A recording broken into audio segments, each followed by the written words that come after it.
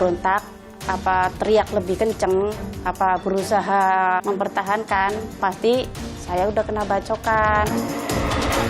Kita ada gambar jalanan ini sampai ujung sana, misalnya memangnya sepi jam segini, udah bantai, dipepet, tendang, kadang palangin.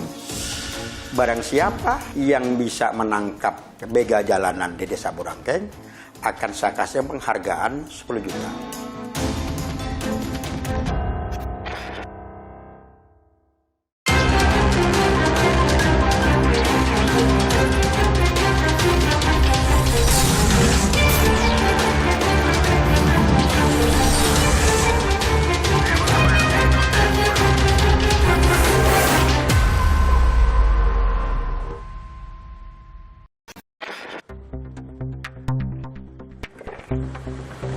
Maraknya pembegalan motor membuat resah warga Bekasi, Jawa Barat. Sampai-sampai seorang kepala desa menggelar sayembara. Barang siapa yang bisa menangkap pelaku begal akan mendapat hadiah 10 juta rupiah. Lalu, bagaimana hasilnya? Apakah warga berhasil menangkap pelaku begal? Lalu, kenapa begal motor tak pernah habis? Saksikan liputan selengkapnya agar Anda tak jadi sasaran berikutnya.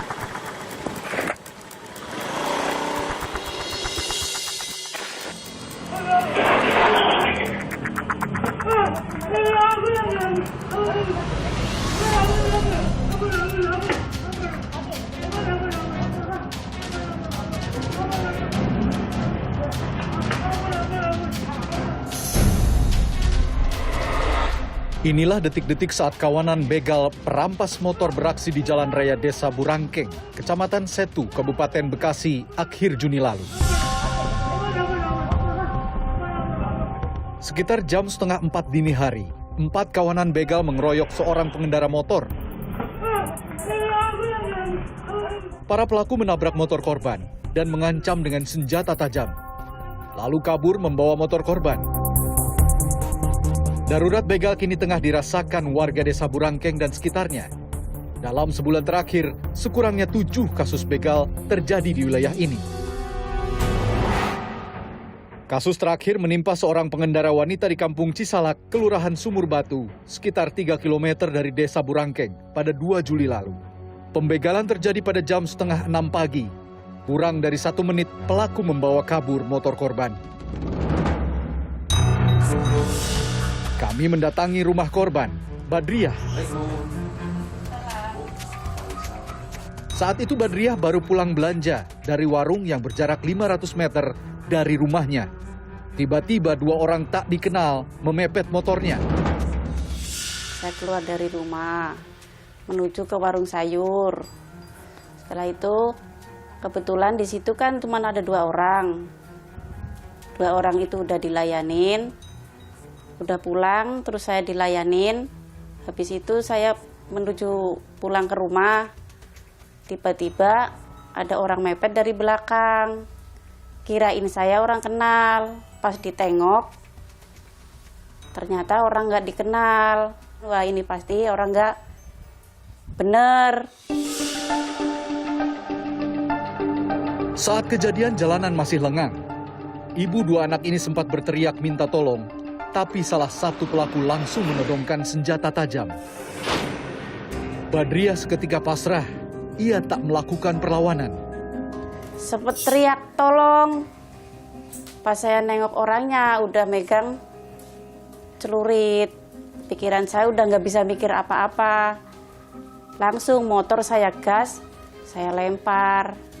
Udah motor dibawa, itu sempet kan sayuran berantakan. Saya ambilin sambil menuju rumah pulang. Kalau misalnya saya berontak, apa teriak lebih kenceng, apa berusaha mempertahankan, pasti saya udah kena bacokan. Udah pasrah, udah nggak berani berontak. Pembegalan yang menimpa Badriah terjadi di jalanan kampung yang lebarnya sekitar 2 meteran. Sehari-hari jalan ini sepi. Lampu penerangan jalan pun minim. Di lokasi inilah pelaku membegal Badriah. Pada saat kejadian, korban melaju dari arah barat. Dan di saat bersamaan, pelaku melaju dari arah belakang korban, lalu memepet korban di sekitar sini. Setelah mengancam menggunakan senjata tajam, pelaku membawa kabur sepeda motor korban ke arah timur. Sore Mas, jadi kita pengen tahu tentang kejadian begal di sini Bang. Iya, Kemarin kan sempat kejadian begal di sini ya? ya di situ kejadiannya. Oke. Abang tahu nggak ada kejadian begal di sini? Pada saat Se- kejadian? Pas kejadiannya. Iya. Kalau pas kejadian saya nggak tahu. Saya habis kejadian baru 10 menitan kemudian baru saya tahu. Tahu ada begal di sini? Iya. Gitu ya? Ada yang kasih tahu ibu-ibu Informasi dari tetangga sebelah. Jalanan di tempat ini biasanya kalau pagi jam 6 pagi kayak gitu rame, sepi atau bagaimana Bang? Kalau pagi-pagi kayak gitu sih kadang juga sih, kadang sepi, kadang rame. Maraknya aksi begal membuat aparat desa prihatin atas keselamatan warganya. Apalagi di Desa Burangkeng ini terjadi berturut-turut kurang 1 bulan sampai 6 kali kejadian. Nah ini kan menjadi keprihatinan kita semua. Bukan hanya saja mengancam harta benda, tapi dia tidak segan-segannya juga melukai, bahkan menghilangkan nyawa si korban. Nah inilah, mungkin kalau harta benda masih bisa dicari, tapi kalau nyawa... Hingga kini tak satu pun pelaku pembegalan berhasil ditangkap. Pemerintahan desa pun mendapat sorotan warga karena dinilai tak mampu mengatasi masalah keamanan. Menanggapi hal ini, Kepala Desa Burangkeng menggelar sayembara untuk menangkap begal. Barang siapa yang bisa menangkap begal jalanan di Desa Burangkeng akan saya kasih penghargaan 10 juta. Kita sudah lakukan dengan aparat kepolisian, patroli bareng-bareng, sehebat apapun polisi, tapi dengan keterbatasan personilnya, ya kalau nggak dibantu dengan kita sebagai warga masyarakat untuk menciptakan rasa aman dan nyaman di lingkungannya masing-masing, itu tidak mungkin terwujud. Tak hanya marak di wilayah Bekasi, pembegalan motor juga terus terjadi di wilayah lain akhir-akhir ini. Pada 7 Juni lalu, seorang pengemudi ojek online menjadi korban di Cipinang, Jakarta Timur pada dini hari. Korban dipepet 4 pelaku yang mengendarai motor. Salah satu pelaku memukul korban menggunakan batu hingga korban terjatuh. Sementara itu di Medan, Sumatera Utara, pertengahan Juni lalu, seorang pengendara motor dipepet dan ditendang hingga terjatuh oleh 3 pelaku begal bersenjata tajam. Dalam waktu singkat, polisi berhasil menangkap 2 pelaku. Mirisnya, salah satunya masih berusia 15 tahun. Mereka berboncengan, kemudian mereka mencari sasaran. Sasaran ini kemudian dipepet, ditendang, kemudian jatuh, sepeda motornya diambil dan ditinggalkan korbannya. Rentetan kasus pembegalan motor yang terjadi akhir-akhir ini semakin meresahkan masyarakat. Lalu mengapa begal tak mudah diberantas? Kita ada gambar jalanan ini sampai ujung sana misalnya, memangnya sepi jam segini, udah bantai habis. Pepet, tendang, kadang palangin.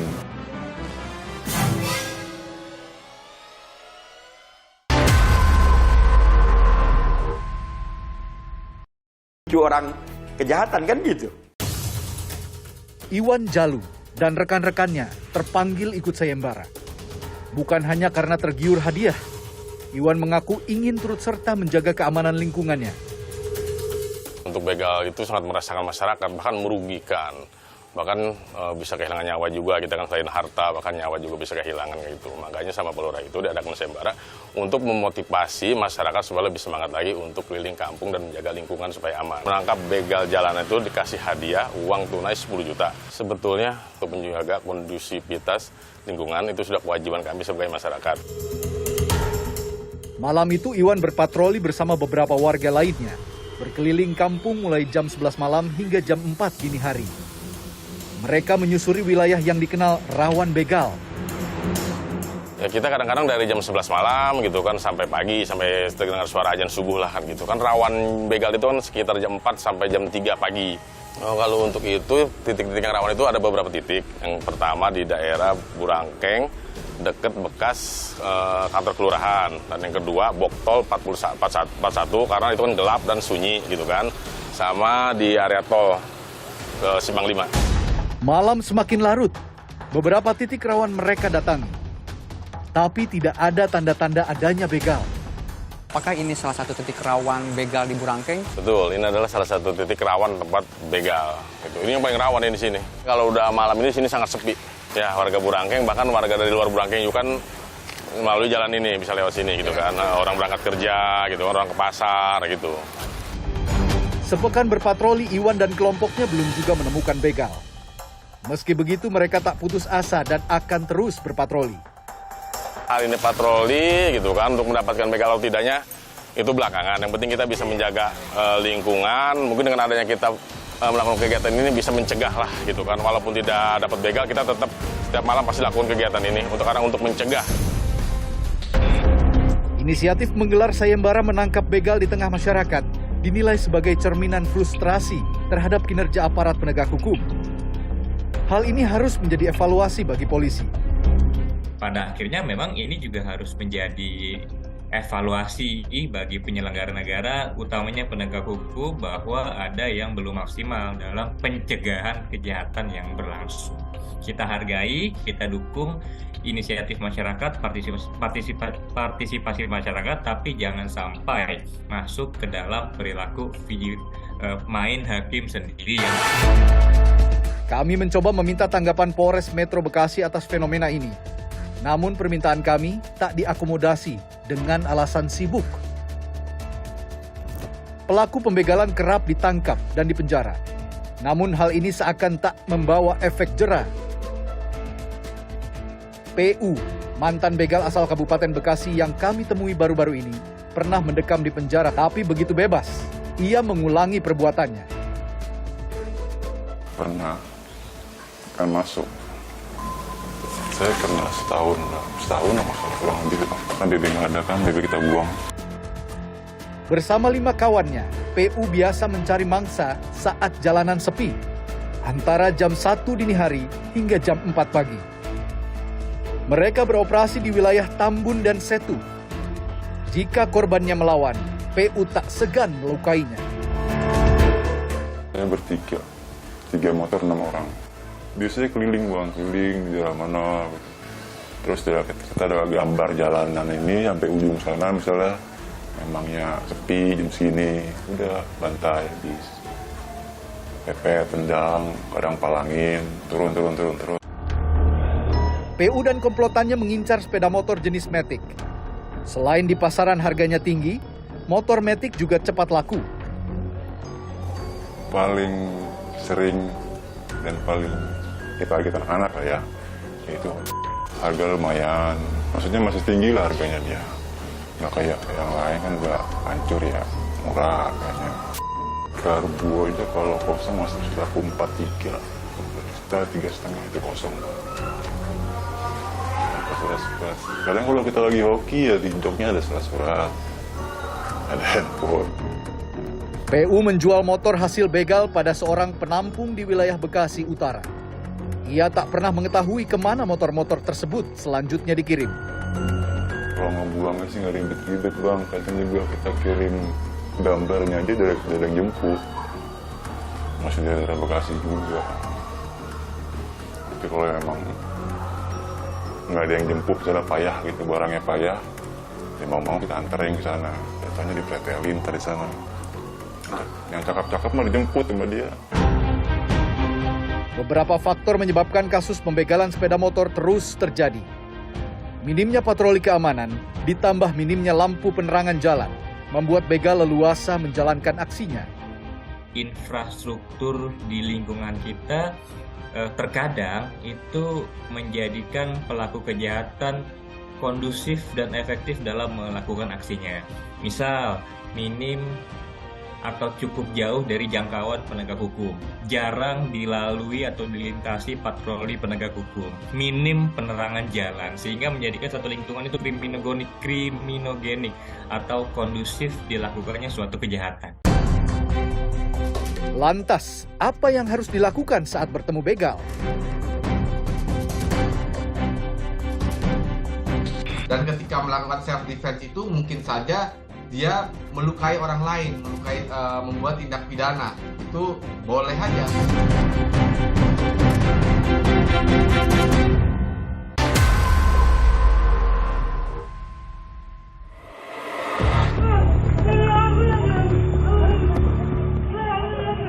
Begal tak segan melukai korbannya demi mendapatkan sepeda motor korban. Korban pembegalan pun biasanya tak melakukan perlawanan demi keselamatannya.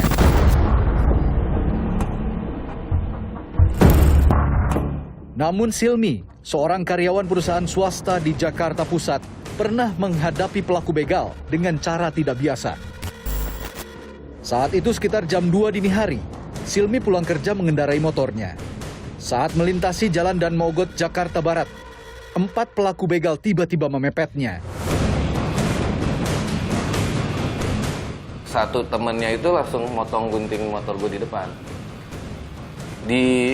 Ya karena memang gue udah waspada dari awal dan kebetulan di jok motor gue udah ada cutter gitu ya, bekas kebutuhan syuting dan segala macam. Akhirnya gue buka kuncinya gue lempar, langsung gue ambil jok motor gue, ambil cutter. Menyadari bahwa komplotan begal yang ingin mengambil motornya masih berusia remaja, Silmi menggeretak untuk menyiutkan nyali para pelaku. Kalah nyali, keempat begal itu pun pergi meninggalkan lokasi. Gue lihat, ini anak muda nih, gitu lah. Ya anak-anak remaja lah, umur SMA, lulusan SMA gitu. Itu terus gue pikir, wah kayaknya ini anak-anak muda nih, ini kalah gertakan doang nih di jalan mah. Nah gue udah, dia teriak, gue teriak. Ya udah, gue bilang, karena dia udah ngelihat gue bawa cutter juga, gue bilang ya udah ganti-gantian aja. Gue tunggu depan lo. Dia langsung sama temen naik motor, gue putar balik. Perlawanan terhadap begal juga pernah dilakukan Irfan Bahri pada Mei 2018 silam di Bekasi. Saat itu Irfan tak gentar melawan 2 orang begal bersenjata tajam yang ingin mengambil ponsel temannya. Saya pikir waktu kejadian itu saya hanya digertak, ditakut-takutin. Jadi gak sengaja, jadi kena tangan, terus kena ini, sebelah kiri. Iya, ini juga, terus ada di punggung di sini. Itu kena karena waktu dia ngebacok saya takis, pas jatuhnya itu jadi turun ke tangan gitu. Nah iya, jadi udah itu saya kaget, yang awalnya saya kira ngegertak, jadi saya kaget, saya refleks, saya takis tangannya, saya pelintir, saya ambil balik sajamnya, terus saya serang balik gitu. Salah satu begal terluka dan dibawa ke rumah sakit oleh rekannya. Namun nyawanya tak tertolong. Irfan sempat ditetapkan sebagai tersangka pembunuhan. Tak lama kemudian, ia dibebaskan dari tuntutan. Irfan meyakini ia memang tak bersalah. Menurut saya, kalau kita keadaan dibegal orang atau enggak dirampok atau dimalingin, yang jadi masalah dalam hukum itu kalau kita bawa sajam. Nah, yang jadi masalah dalam hukum itu sajamnya. Kita bawa sajam, perampoknya bawa sajam, nah itu yang jadi pasal, kena hukum itu. Kalau kita nggak bawa sajam, bela diri, apalagi kita mengambil alih sajamnya begalnya atau perampoknya, insya Allah kita nggak salah, karena kita termasuk bela paksa, bela diri gitu. Pakar Hukum Pidana Universitas Indonesia menilai, seseorang yang melakukan tindak pidana untuk membela diri karena terancam dan tidak memiliki niat jahat, tidak dihukum. Kalau di Indonesia itu ada di KUHP pasal 49. Dia bisa self-defense, ya, namanya pembelaan terpaksa.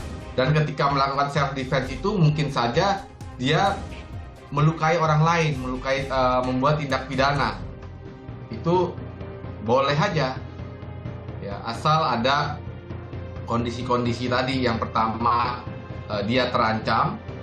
Yang kedua, dia melakukan itu tidak ada niatnya selain dia memproteksi dirinya atau harta bendanya. Namun masyarakat sebaiknya jangan meniru cara yang dilakukan Silmi dan Irfan. Jika berhadapan dengan begal bersenjata, jangan melawan dan jangan berspekulasi. Keselamatan diri adalah yang utama. Harta masih bisa diganti.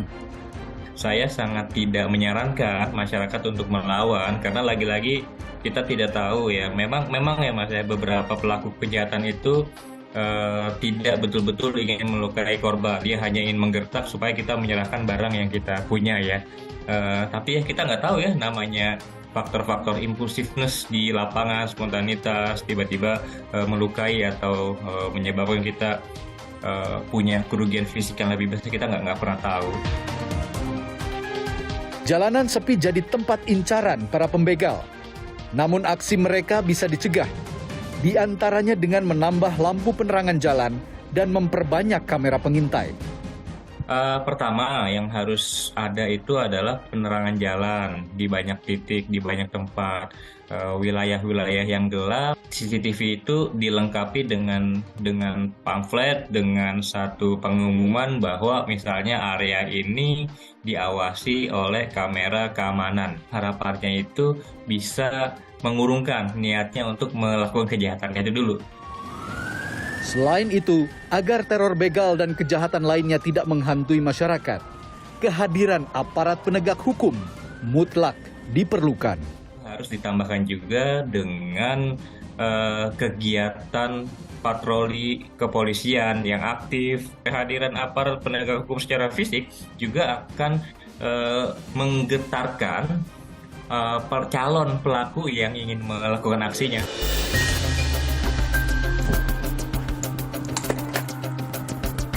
Waspadalah saat melintasi jalanan sepi dan minim penerangan, apalagi jika malam hari hingga dini hari. Usahakan tidak mengendarai motor seorang diri. Bagi pihak berwenang, perbanyak lampu penerangan jalan dan pemasangan CCTV di tempat rawan, serta tingkatkan patroli untuk menekan begal. Kenali modus kejahatan yang dekat dengan keseharian Anda agar tak jadi sasaran berikutnya. Ikuti terus perkembangan pemilu 2024 di Kompas TV Independen Terpercaya. Saya Faisal Alasori, sampai jumpa.